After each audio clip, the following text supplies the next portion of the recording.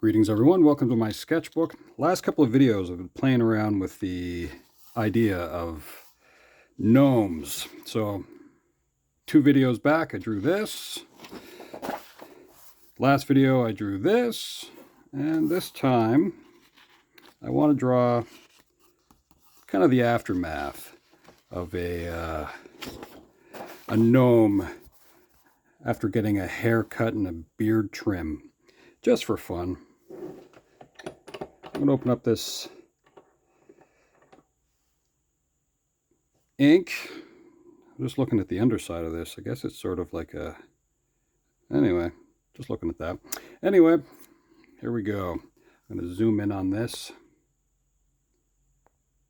Ooh, yeah. Let's try to lock that down. All right. Dip the pen into the royal rhubarb and scratch out an idea. So the focal point of this gnome will be the nose. I'm going to use the back side of the pen every once in a while as well. And that way I can get sort of a finer line.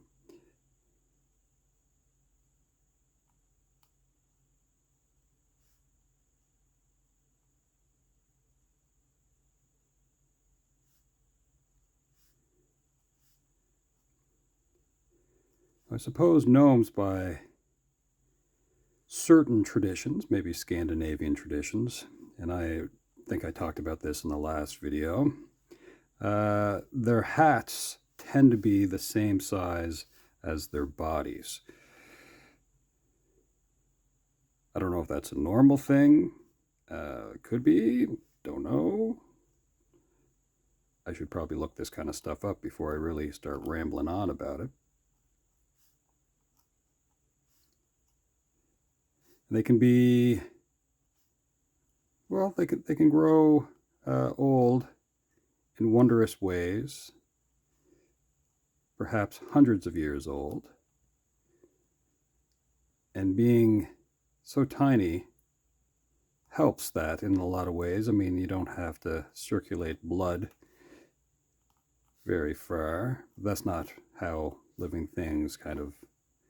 Anyway, I don't even know what I'm rambling on about. Let's see.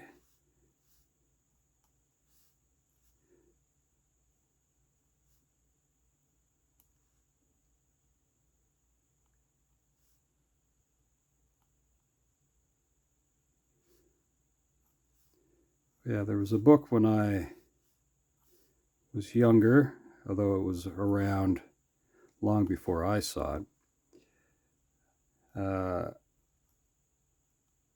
That kind of gives a little bit of the background of the traditional gnomes, and I remember seeing that when I was a kid and just being like, oh, that's really cool that somebody would put that much effort into something like that. Anyway, the name escapes me at the moment, even though I looked it up a couple of days ago. I think the person's name is Rein. I can see the V-O-O-O, like Poortvliet. Before I post this, I'll look it up and I'll make sure that the correct name is there.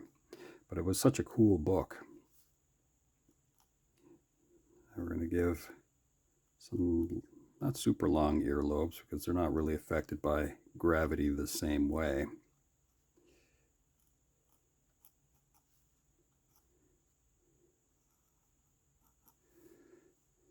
I don't want it to be Smurf-like, so they're not Smurfs. They're skulls. Now I'll determine the hat after I determine the body, but I'm going to put a little bit of sort of shade line work here.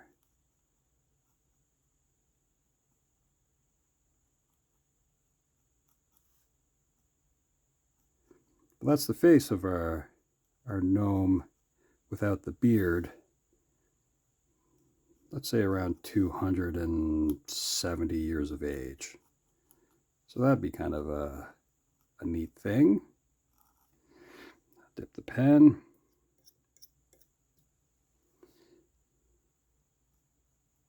You can kind of see, I don't know if you can kind of see that, the way the ink just sort of sits inside there. Almost like it's friction set, although that's not how fluids work. Fluids often kind of move around by osmosis.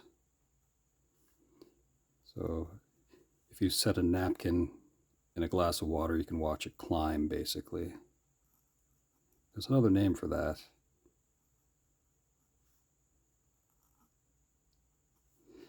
Okay, so what do I want our friend here to be doing? Well, we're going to have the shoulders kind of set high. They would have a neck, but they don't need it for this sake. Not perfectly hunched either. So I'm going to give a little bit of a shoulder here. I'm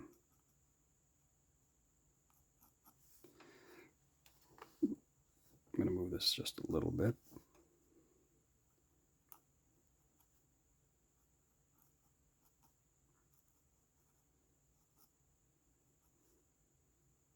So wearing our jammies. Dip the pen.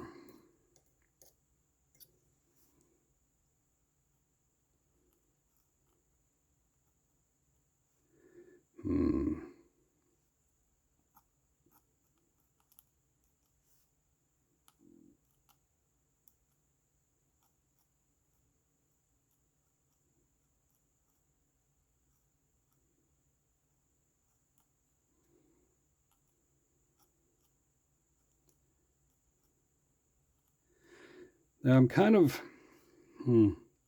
playing around with the idea that perhaps they should only have 3 fingers and a thumb, although I think keeping them humanoid is ideal. I don't know what I'm getting at here, but anyway, it's probably better that they have 4 and that they're just another human, but just humans that we don't really get to see.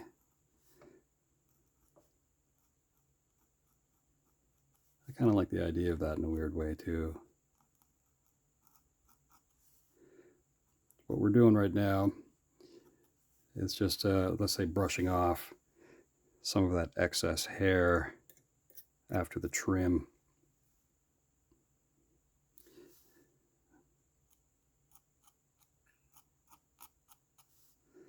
But what do I want to do with this arm?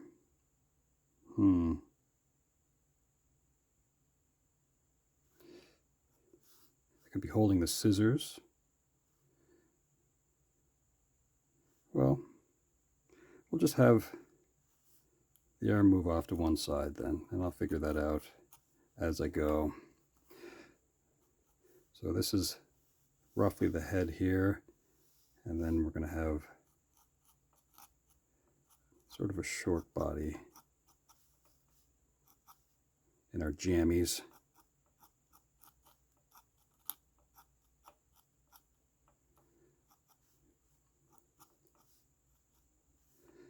We'll have the hips kind of roughly here.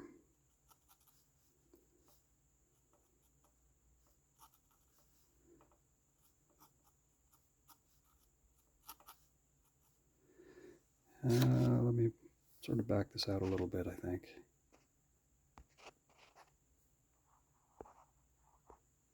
I'll move this up just a little bit too.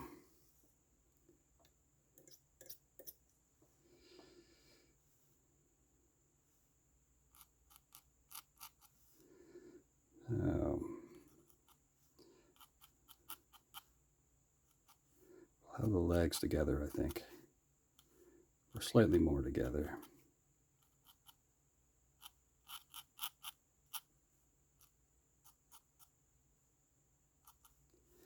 And I don't think they would walk around holding in their bellies. They have no need of that sort of vanity. Little tiny knees, say roughly about there. Just little scratches where I would indicate that.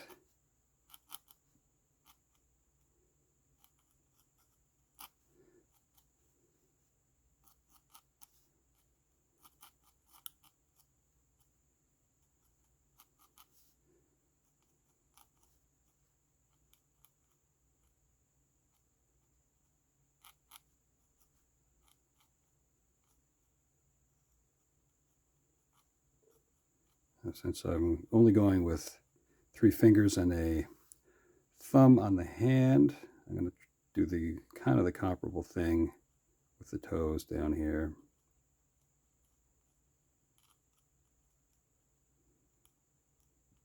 A main big toe. Now, here's a fun thing to ask you.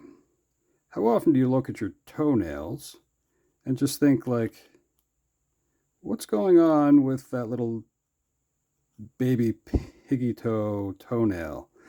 I don't know about any of you, but mine's barely there. Like it's it's so tiny that even trimming that thing just doesn't really make sense anymore. It's like, I'm sure it can break off all by itself. Anyway. So this is the other shoulder here.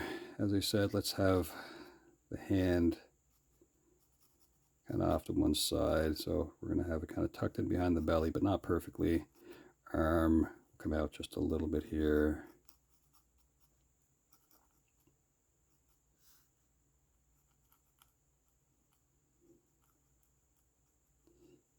Kind of a little bit of a cuff on that sleeve.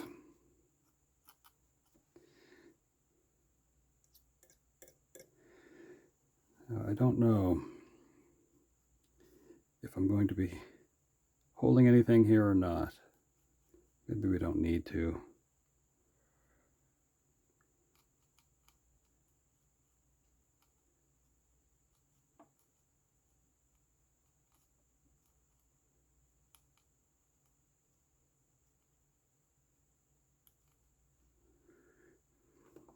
You can't see this, but just off the side of the screen, I'm actually holding my own hand, so I'm modeling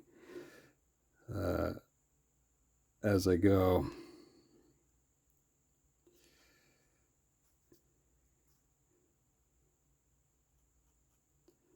Something you may notice, and I noticed this as well, if you have a favorite artist and you see them draw their favorite, or not even necessarily their favorite, but if they draw their whatever they're commissioned to do or whatever they feel like drawing, let's say Superman, if you get a look at Superman's hands, good chance the hands they're drawing are their own. So Superman's hands are the hands of the artist. Just because that's, you know, the most handy reference that you have. So I'm making a slightly thicker version of my own hand here.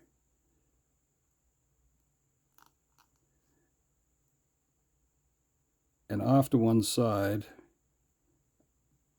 I also keep a mirror. Same sort of thing. Sometimes I like to make faces and replicate a version of that. Again, some of your best references are kind of handy, even though it's fun to draw from memory. Now, the reason why I didn't draw the other foot here is I was trying to figure out if because I kind of put the knee slightly off center, that I'm going to have the foot kind of slightly off center as well. It just sort of adds a different sort of look for the stance. And maybe it indicates, you know, the size of the foot and all that kind of stuff too.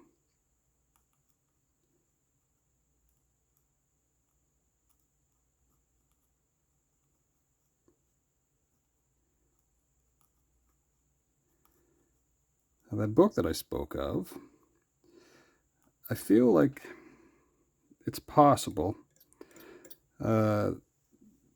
It belonged to my mother. I'll have to, you know, confirm that. A long, long, long time ago. So I'll check with my siblings.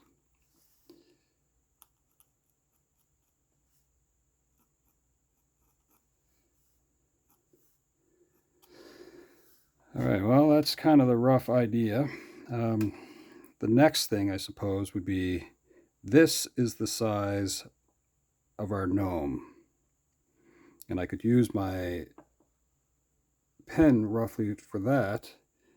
I'd be going almost to the top of the page to make sure that I got that hat in a comparable way.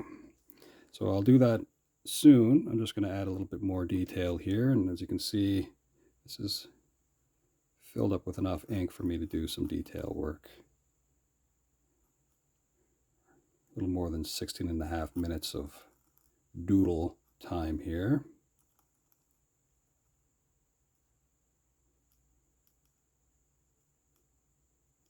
Now this ink is pretty cool to use.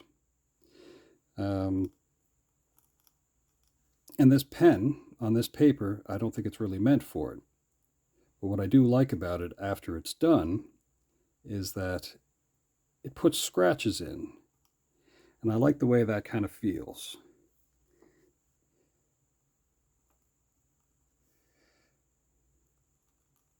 Now I could get a bit of sandpaper and I could smooth that out if I felt like it. But I don't want to manipulate this too much because sometimes you can bend the little tines at the end and they're hard to sort of hammer back into shape.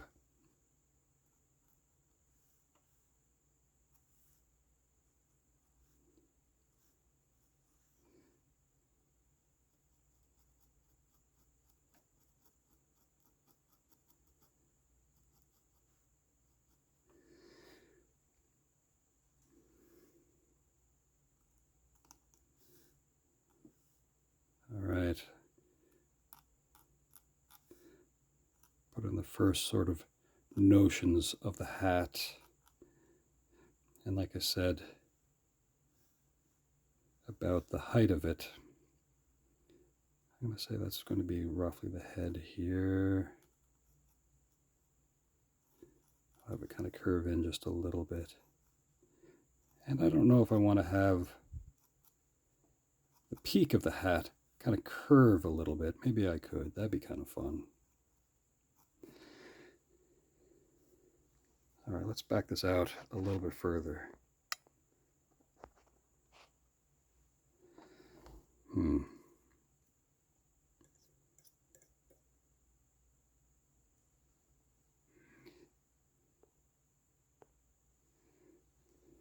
Okay.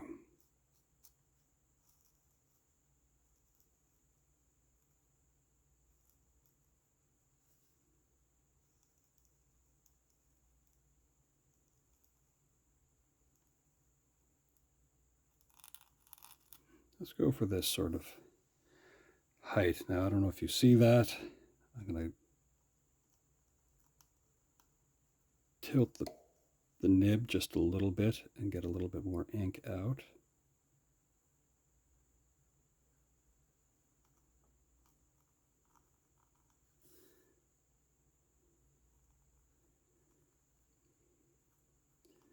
Now, much like the other inks that I do use, they are generally water soluble, and it gives me the opportunity to bring out a brush in water, and from that I can add shading and sort of depth. Not all the inks I have are like that. Some of them are permanent. But I do enjoy that more so than cross-hatching. Now, I don't know if I'm going to do that with this particular drawing. I could.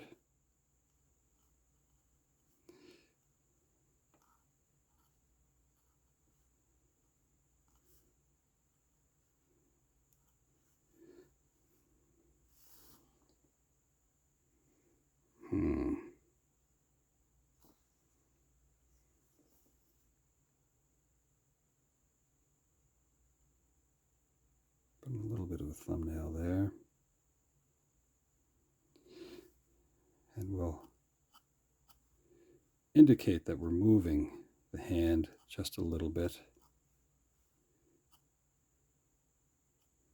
Maybe a speck or two.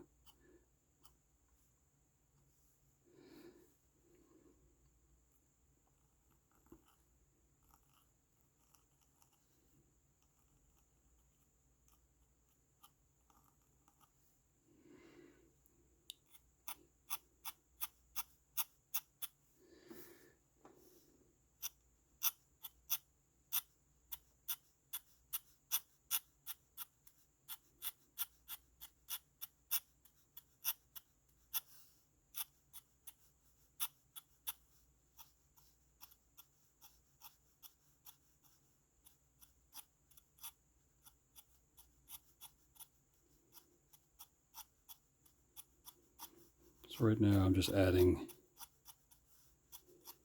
some little lines.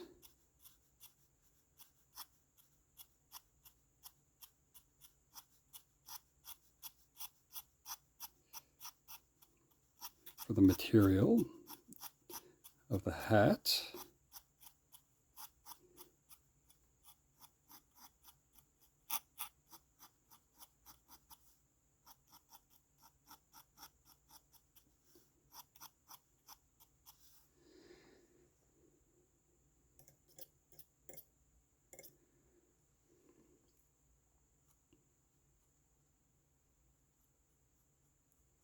A little bit more here underneath the arm.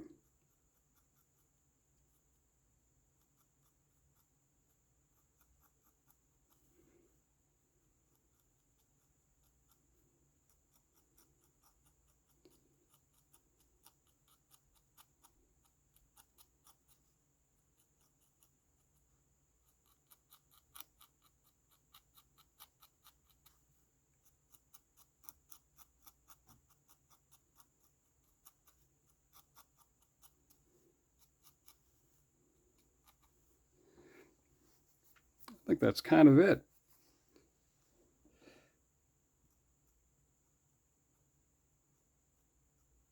We'll have a little bit of a cast of shadow, a little speck or two of shaving fun. How about here? We'll put in a little tiny speck of toilet paper because we nicked ourselves while shaving. One over here as well. Not too serious.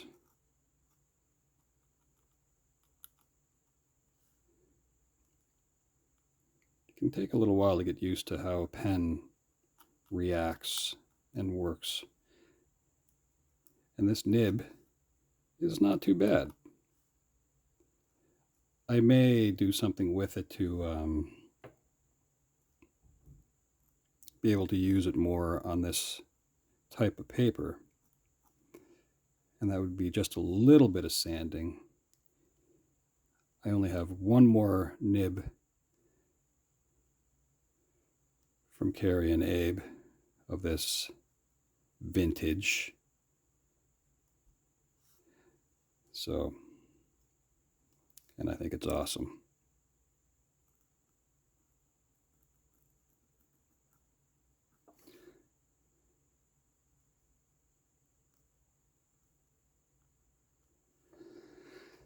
All right, well, we'll do one last quick look at the face.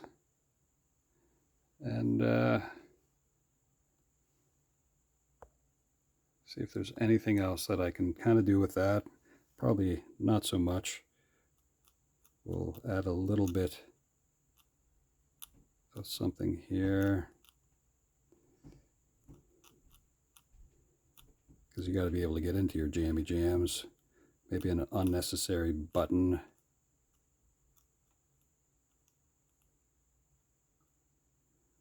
Buttons are fun to draw. There's a button there.